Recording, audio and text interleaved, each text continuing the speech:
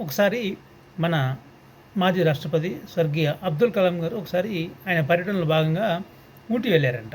ఊటీ వెళ్ళి అక్కడ ఆయన సందర్శించే టైంలో అక్కడే మన 1971లో ఇండో పాక్ యుద్ధం జరిగినప్పుడు ఉన్నటువంటి కమాండర్ ఎవరైతే ఉన్నారో షా మాణిక్ షా గారు అక్కడ ఉన్నారని చెప్పేసి తెలిసిందండి. హాస్పిటల్లో ఉన్నారు, చికిత్స పొందుతున్నారని చెప్పేసి తెలిస్తే ఇమ్మీడియట్గా ఆయన చూడాలని చెప్పేసి అక్కడికి రిక్వెస్ట్ చేసుకొని వెళ్తే ఆయన చూసి చాలాసేపు మాట్లాడారంట.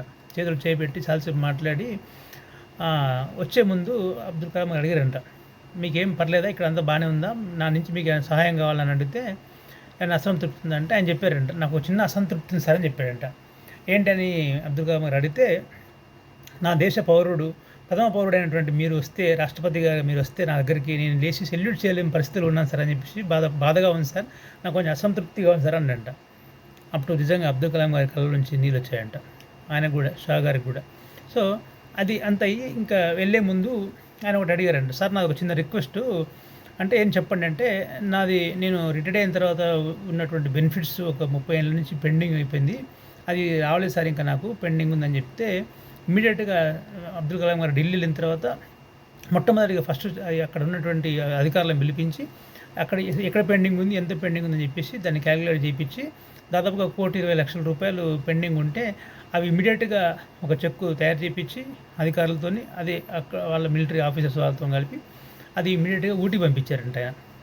చూడండి, అయితే ఇక్కడ ట్విస్ట్ ఏంటంటే వచ్చిన అమౌంట్ని ₹1,20,00,000 ఏదైతే ఉందో దాన్ని షా మాణిక్ గారు ఏం చేసేది తెలుసా, మళ్ళీ ఆయన సైనిక అధికారుల కోసం విరాళంగా ఇచ్చారు దేశానికి. చూడండి, అంటే అప్పుడు అబ్దుల్ కలాం అనుకున్నారంట, మీరు కాదు సెల్యూట్ చేయాల్సింది, నేను చేయాలి మీకు సెల్యూటు అని ఆయన గొప్పతనం.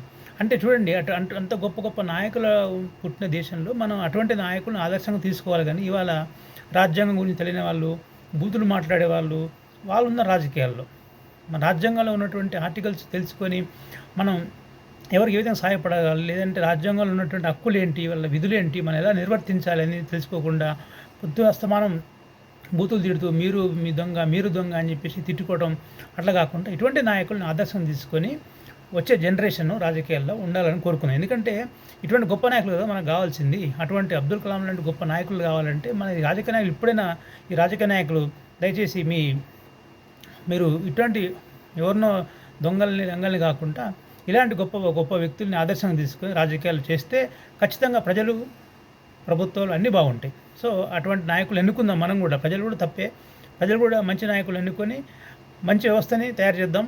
ప్రజల బాధ్యత ఉంది, నాయకుల బాధ్యత ఉంది. జై హింద్.